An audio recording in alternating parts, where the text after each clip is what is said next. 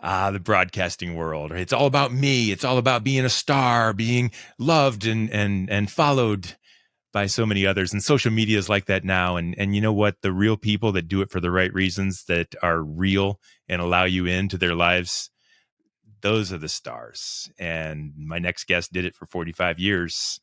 John Telich is next.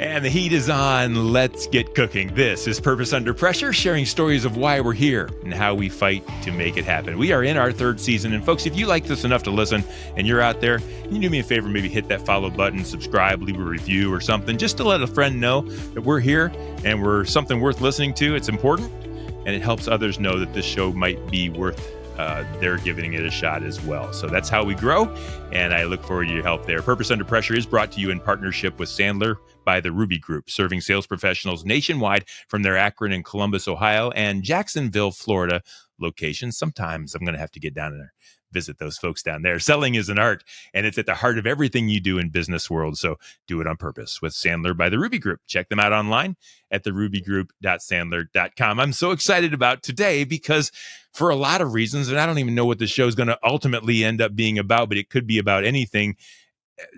Here's who we're talking to today, folks. He's a 45-year veteran of the Cleveland sports news and broadcasting industry. He's a retired sports director for WJW Fox 8 TV. You already know who I'm talking about now. He's an 11-time Emmy winner, vice president of the Greater Cleveland Sports Hall of Fame. He's also an Ashland Eagle alumni like I am, and he's the host of the Telich Talks podcast. I just gave it away. John Telich, welcome to Purpose Under Pressure. Hey, Brian, good to be with you. Boy, it would be really stupid of me to have some podcast called like Schwartz Talks instead of Telich Talks. So I kind of figured that's how we should go. Yeah, that's how I named my company, Brian Media, too. It's like real creative, right? Yeah, it's your name. It's your name. It works. It does work. John, welcome to the show. I told you a little bit before the show. You don't remember, but I do. You were integral in my coming to Ashland College to become a broadcaster, which led to this. Sure. And led to everything I'm doing now. And so you may not know it. You called me one day and said, Brian, I hear you're wanting to come to Ashland College. I'm like, it's the John Telich on the phone. And so I went there. So thank you for playing that role way back then. You bet. It's my pleasure, man. Absolutely. I got to watch you a lot on TV. I got to watch a lot of winning Browns seasons and losing Browns season. And you were always part of the environment in our home. And so I'm really excited to talk with you about this. Thank and you. Our show is Purpose Under Pressure, John. And you've been at it for 45 years. And I know a little bit about the broadcasting industry. I know it's full of it. Can you tell me first what your purpose is in life, why you do what you do, maybe even why you did what you did, but what you're made of? And then we're going to get to some of the struggles along, and we're going to have some interesting conversation. Fantastic, Brian. My purpose is to lift other people up. And I think it was instilled upon me or in me by my mom and my dad. Had a great youth here, younger years here in Euclid, Ohio. I actually live only about 10 blocks from where my parents raised me and my four sibs. And so that's it. My mom was just, she was one of those people that, didn't really shout it, but lived it. And she was always about others, and she was always just an incredibly uplifting type of person. And my dad was a hard-charging businessman and very giving towards the community, and was liked by so many people, very successful at what he did. And both of them instilled upon me to be someone that always looks at the better side of people and, have that work ethic, which I know my dad got from his father. My grandfather came over from Slovenia as a 15-year-old boy, and in pretty much rags to riches kind of a story here in America. And so I kind of got a lot of that from my grandpa, my dad, my mom. But ultimately, I believe the key to success is to remove yourself from the equation and look to lift other people up. And in the process, the sea will rise and your boat will do just fine. So why broadcasting then? If you want to lift people up, and of course now is different than 45 years ago, we could talk about that. Yes, it is. But how did you enter into broadcasting if what you want to do is help people? Where was the tie there? Well, okay. First of all, the love of sports was the reason I thought that I could have a good life in broadcasting. So I played sports as a kid, and I was very involved in the sporting scene. And I always felt when I played sports that I was in a community of like-minded people, that we were all working for the same cause. And again, getting back to the bigger than yourself kind of a thing. And so I thought that way. I love sports. I wanted to describe sports. I wanted to tell sports stories, and that's what led me to Ashland College back in the day, and that's what led me to meeting people like Marty Larson, who helped me get into the radio business. But all through that, I as I continued on my craft, I got to the point where if I can tell stories that can make a difference for Mm, other people, mm. I think that would be even more of an exciting way. And that gets back to your earlier question about the purpose. And the purpose has always been be involved with something that's greater than yourself, lift people up. You want to be strong? Well, lift someone up. That'll make you even stronger yourself. So that's kind of like the ethos, if you will, by how I try to live things. And do you think that that is a little bit different than what we typically see in on-air personalities? Sometimes we think, at least I think, that it's about me. If I'm the announcer, Yeah. look at me. Let me make something that's going to make you want to pay attention to me. And yet you Yes. say you're focused on others. How did that impact your career? Did it separate you a little bit? I don't know if it separated me from anyone else, but my thought from the beginning was I want to be part of a successful organization. And a successful organization is a lot of people that, as I mentioned earlier, take themselves out of the equation. So I found that to be the case for me. I did have some of that me. If some people said when I retired, God, you had no ego, Mm. and I would say, no, we all have egos. I always wanted to do my best, and I wanted to be recognized for it. Is probably the reason why I'm sitting in front of a wall that's filled with some things that happen to be over my career. So again, there is ego involved, but for me, it was just very enjoyable. It was enjoyable as far as just being able to work with my teammates and have a good time and have that purpose towards making the broadcast the best it can be. It's amazing when you're able to take that purpose and actually put it to work on a daily basis, swing your feet out of bed and go do something that you're meant to do. I'm interested now as well in the pressure. And I know a Yeah, little bit, just this much about the broadcasting industry, but I know it's hard. And I know yeah, there's a lot of competition and I know there's a lot of ego. When we talk sure. about pressure, what do you remember? What do you think about over your career that really was a storm that tried to knock you off? Well, every day was filled with it, and I know you would concur with that, Brian. There were days where I would come to work, especially the years when when as the sports director, I was in charge of running everything. And what are we going to cover today? What's the direction that the day will take? So there was pressure to come up with the best stories. There was pressure to make sure that I had good sources when I was checking out or investigating a story. I didn't want to go on the air with false information. Mm. There was a lot of pressure because you were on the air so many times. And to make sure you got your stories written well, edited well. There was pressure when that red light went on because you're live in front of thousands of people in Northeast Ohio. And I felt the pressure when I first started at Channel 8. That was 1980. I was 27 years old. I'd been in the business for 4 years in 3 previous markets. Most recently was Buffalo, New York. But when I got to Cleveland, I felt the pressure. Hometown kid. I was excited. I'm covering my hometown teams, the Indians, the Browns, the Cavaliers, and high school football and stuff like that. And I felt the pressure to do the stories the right way. But I had great mentors. I had Virgil Dominic as a boss who was just absolutely fabulous. I have phenomenal teammates, Jim Mueller. May he rest in peace. Jim taught me the ropes when I came to Channel 8. So much pressure during the day. As it went on, I felt more and more comfortable the higher the stakes were. Yeah. If the script blew away, or if I couldn't see the highlights I was ad-libbing to, or if, the things happen in the studio that cause you to go crazy. If any of that stuff happened, I felt more and more calmed by the fact that I had the experience, so I was able to handle that situation. So that was kind of how things went for me. But yeah, kind of like water off a duck's back for me. When the pressure is amped up, I feel more a sense of calm in that I can get the job done. So let's talk about it a little bit in the pressure. So you wake up in the morning and the sporting event hasn't happened yet, and it's not, the Yeah. day's not done until you've reported on it. Is Yeah. there more pressure in getting everything right and making sure and all the prep that happens, or is there more pressure when the person behind the camera says, "Okay, we're on 5, 4, 3, 2, 1, go"? They say never Yeah. let you see them sweat, and yet there's got to be some times. Can you share some times when that pressure of putting that together? Yeah. Can you share a specific event where when the camera went on, you're just like, "Oh man, this is not gonna go well," and yet you pulled it off? Well, I can give you the story of when the Indians lost the World Series in Miami back in '97. I mean, we were there in that ninth inning. We were ready to report We that they won that were, thing.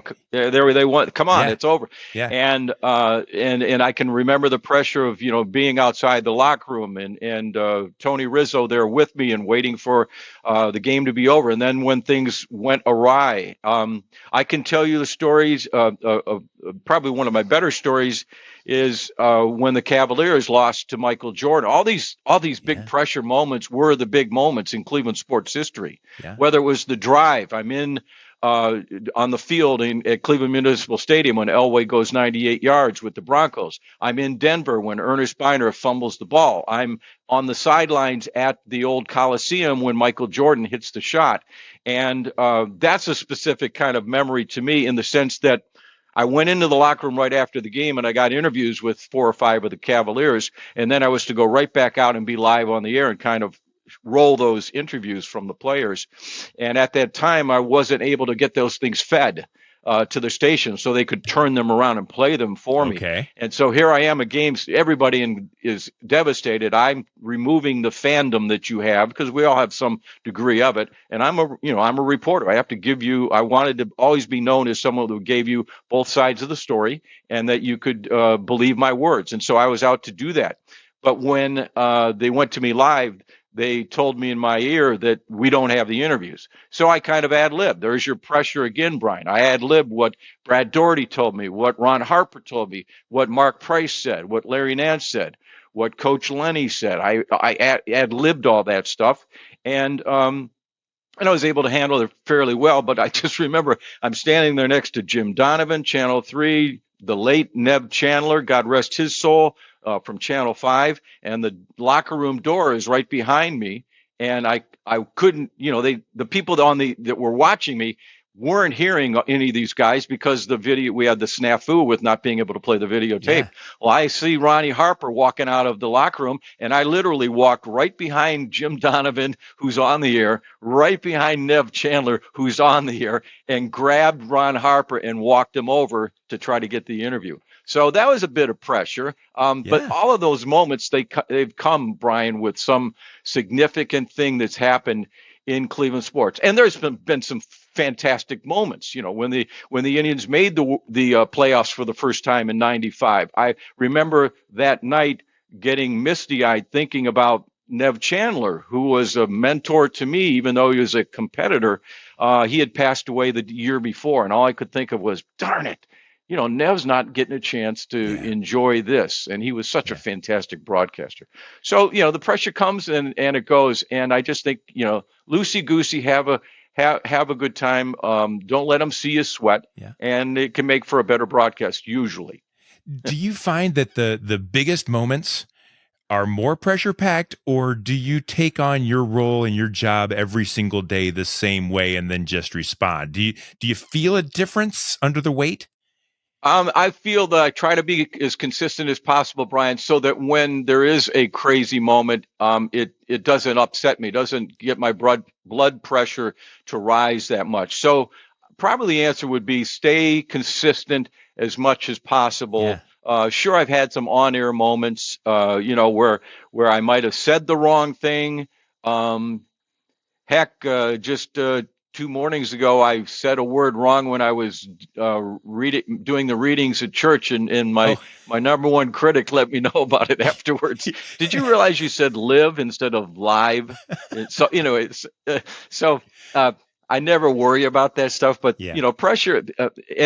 There are some other people that I can be in the newsroom, and there's one reporter I'll keep that person off key and won't let you know who it is, but they were the type that were like, all right, stand by. I've got, but I could do my stuff in the newsroom with people walking by and television blaring or in loud stadiums. I just felt comfortable to give you my spiel on the air. Yeah. So let's talk about one of the pressures I see people having in business is retiring. Hmm.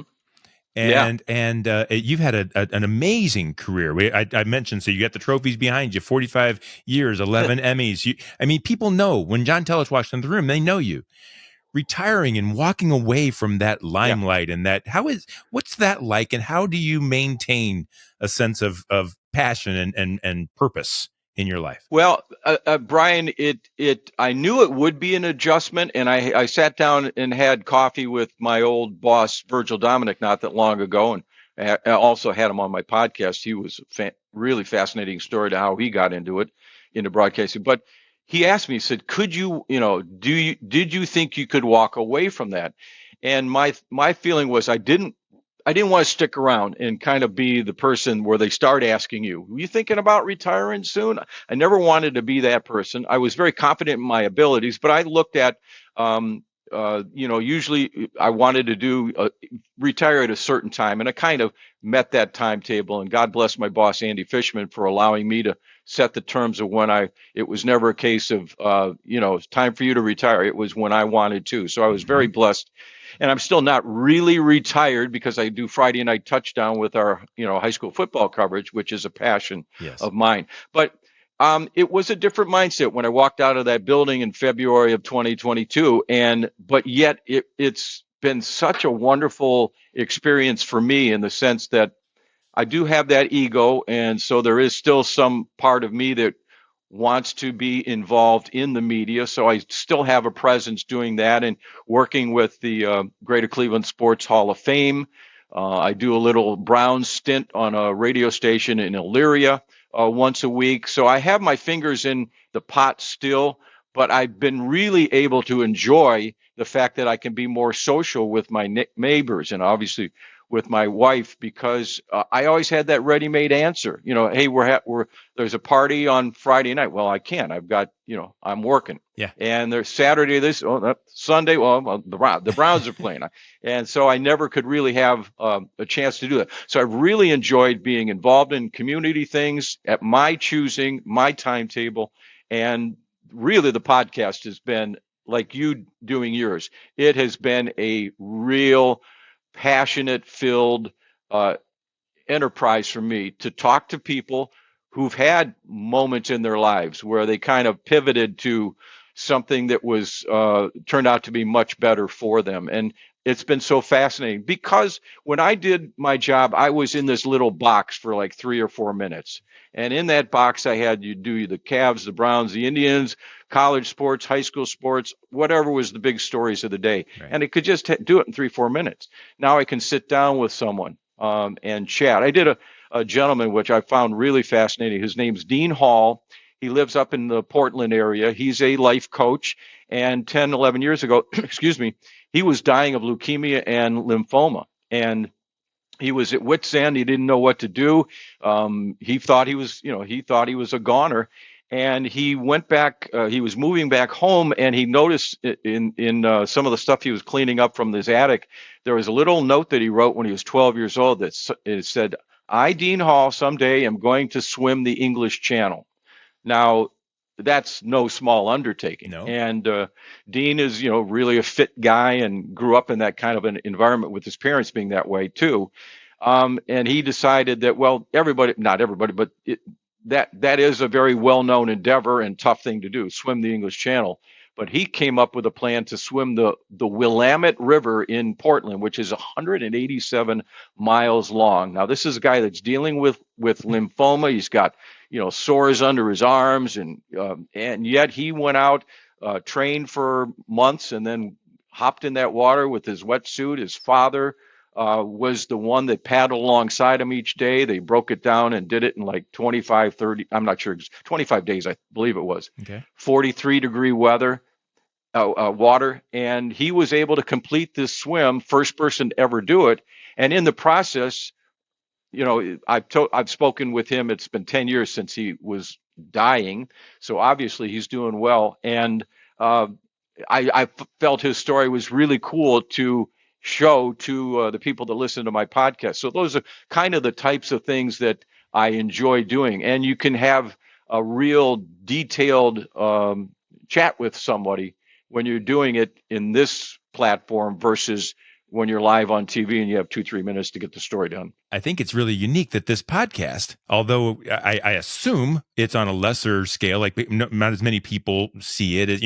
Everybody, you were in everyone's home when you were on TV, and now it's a little more of a niche thing for you.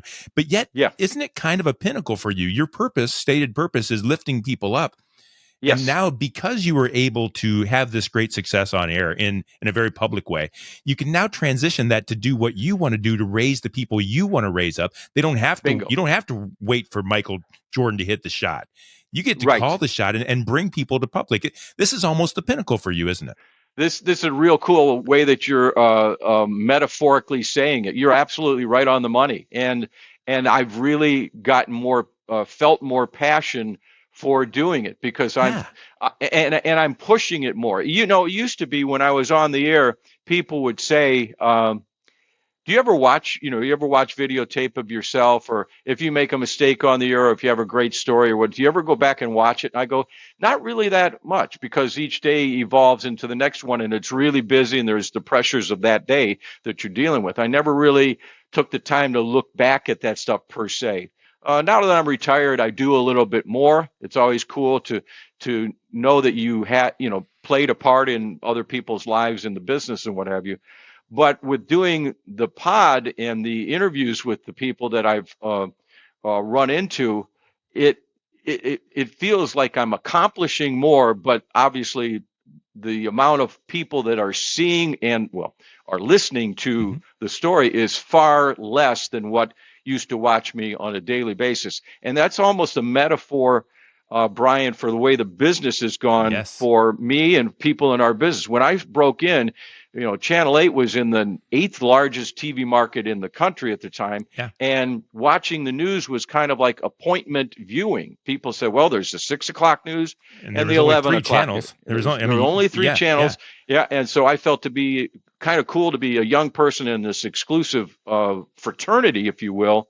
But then over the years, obviously, more people joined in, cable and ESPNs, and now we're in streaming services and podcasts and more streaming services. So there's your slice of the pie is so much less. But I always tell young people, I mentor a lot of young people that are getting into the business. You can look at it two ways. You can say, oh my gosh, there's so many people competing. But then you can also look at this the other way and say, there's so many different ways that I can get into the business. I interviewed Anthony Lima. He's on the morning show with my buddy Ken Carman. I had him on the podcast about 4 months ago. And Anthony said, I would have died to have YouTube existing when I was 20 years of age, because I definitely would have had a YouTube channel. I definitely would have been on there every day giving my Anthony Lima opinions on sports, because Anthony Lima broke into the business by being a kid who got on the radio with the sports talkers. He was Sports Boy Tony. Okay. And that's what he was known as, like Mike Trevisano was Mr. Know-It-All. Yeah. Exactly. So that's kind of cool to be able to tell those stories and to have someone that I've interviewed on the podcast making a like-minded thought about how you can get into the business, or there's different ways to get your message out there.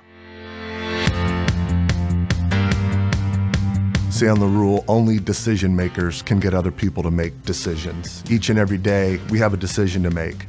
Also, when we're with buyers in our sales process, we have a decision to make how we're going to lead that interaction. And if I'm somebody that can make daily commitments and keep those daily commitments, then when I'm with buyers, I expect them to make commitments and keep those commitments to me throughout that sales process. So first and foremost, I have to have a decided heart in order to lead other people to make the decisions that I'm expecting them to make.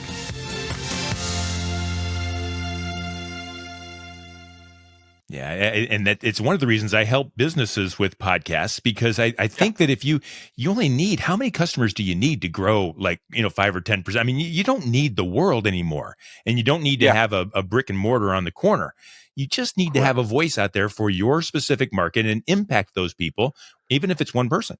If you, I like to think that if right now, if one person is changed because we did it, it doesn't matter if 100,000 people are changed. One person's all we need. And it's worth all this time we're spending together. And I think that's a really unique way of looking at it. John, I'm thinking about something. I don't want to let this opportunity go, because you've inspired something in me that makes me think that you have dealt with and seen and interviewed people at the very height of achievement. You're also, and I don't want to skip over this, you're an ultra marathoner. I think you're almost 70 years old. You've got this drive. That and we can talk about that a little bit. These people that you're interviewing on the podcast have this drive. Yes. What is it about successful, driven people? What's that special thing that the elite have that you've run into over your career? It's been strong-minded approach to life. It has been the ability to compartmentalize things. No matter what happens, this could be an athlete. No matter what happens, what demands are thrown upon me, I am going to get my workout in today. No matter what happens, I'm getting up in the morning. I'm going to spend 10 minutes contemplating what's up for the day. No matter what happens, I'm going to make a point to eat properly and to stay hydrated and to get my workouts in. Or no matter what happens, I'm going to reach out to one or two people today and try to make a difference in their lives. My grandmother, my mom's mom, when she passed away, she was noted for the incredible amount of letters or little notes that she took the time to write down and put it in an envelope and seal that, put the stamp on the envelope and send it to someone. Just a little note of encouragement. And I sit back and I go, in this day and age, you can do that like that. You can get on social media. You can hop into somebody's DMs, as they say, the kids say today, and give them a short, encouraging word. Saw you on the air. You're doing a great job. If you ever need any assistance or whatever, here's how you can reach me. And you can do that multiple times each day. And I think successful people, again, getting back to they're for the greater good, for the organization, for the people they deal with. And that's how you can navigate life and make other people better at what they do just as much as yourself. Yeah. And do you see a little bit of that in yourself as you take on these next challenges and your marathon and running? Do you see that in yourself too? Well, you know what I really have found, and Brian, I've done some really insane stuff. I've, done the Ironman triathlon. I did 100 triathlons over a course of like 15 some years. Wow. And I did the Ironman 3 times. That's the distance, you swim 2.4 miles, you bike 112, then you run a marathon. I did that 3 times.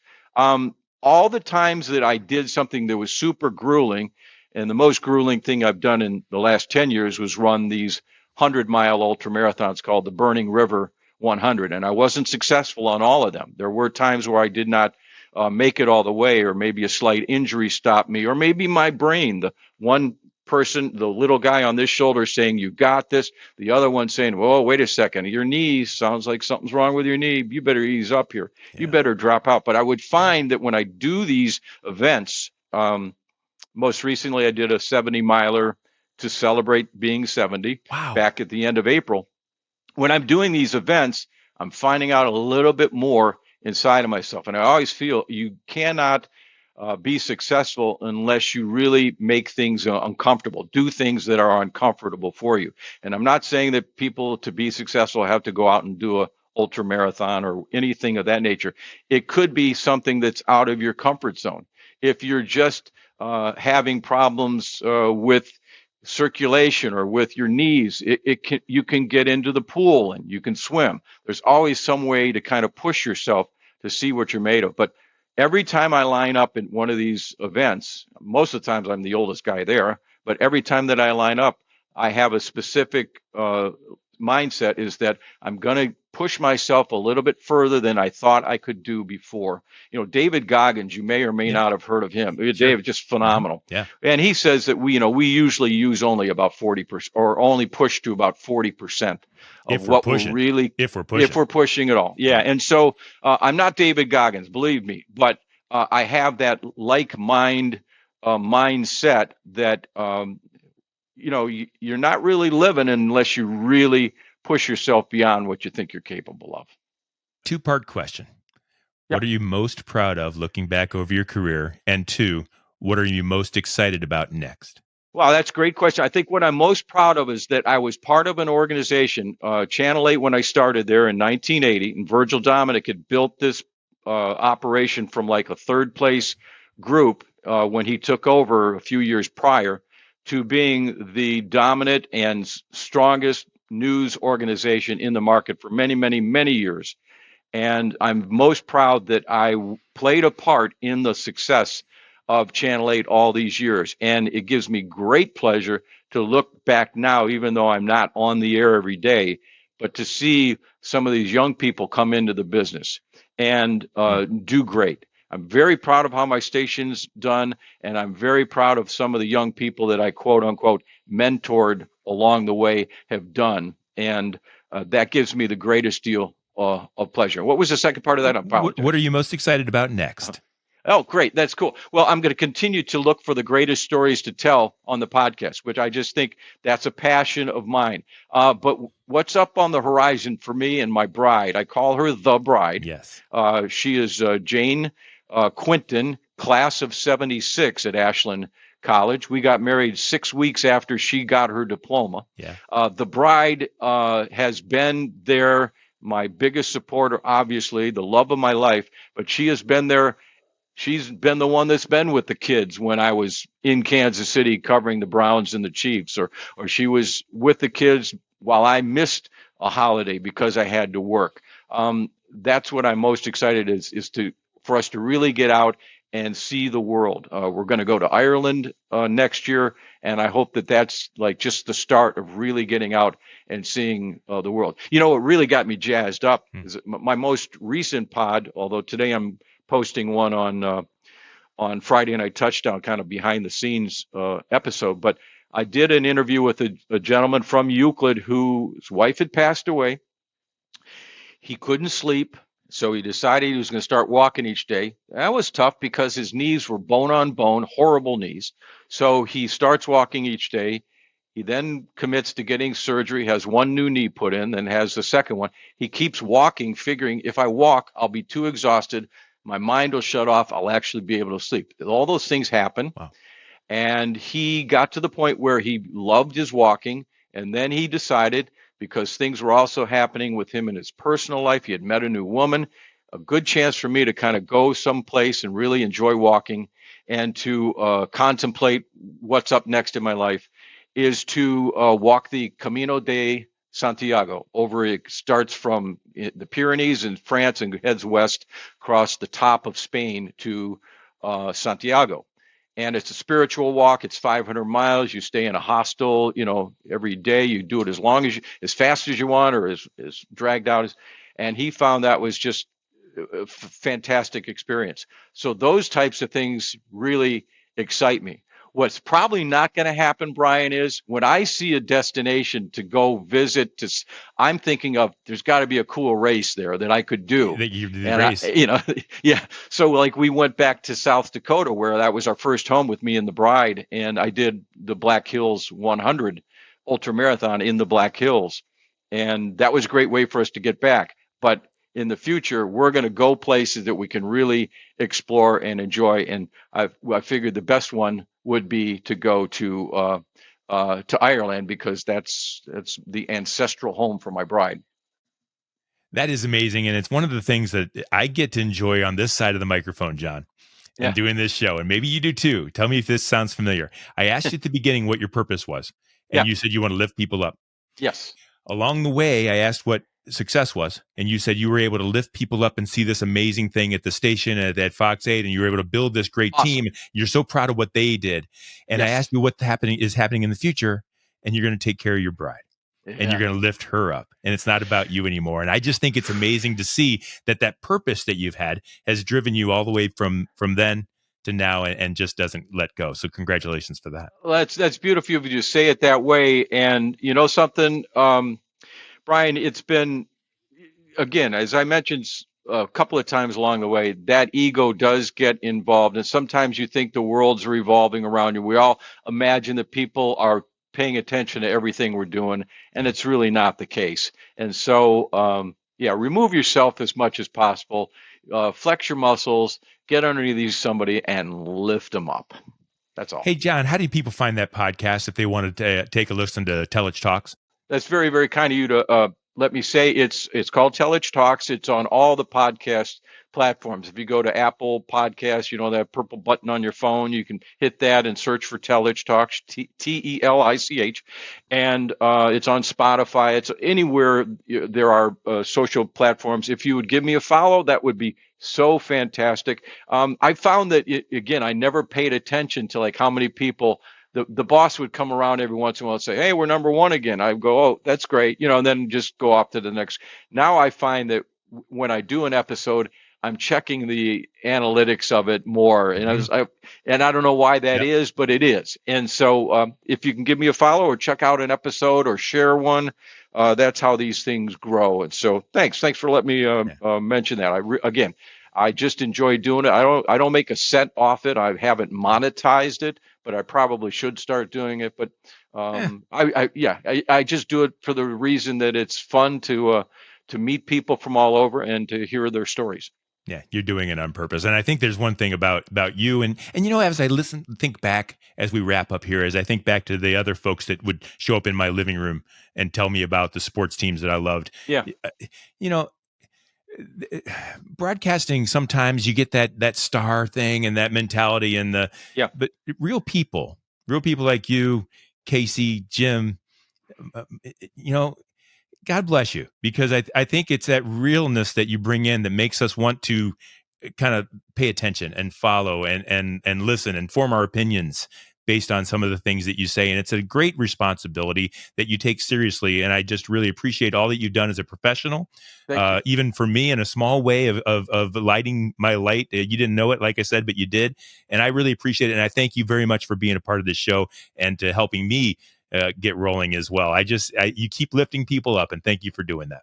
My pleasure, and thanks for having me on, Brian. And I wish you the best as you continue to tell stories about people having that 100% purpose about making this world a better place.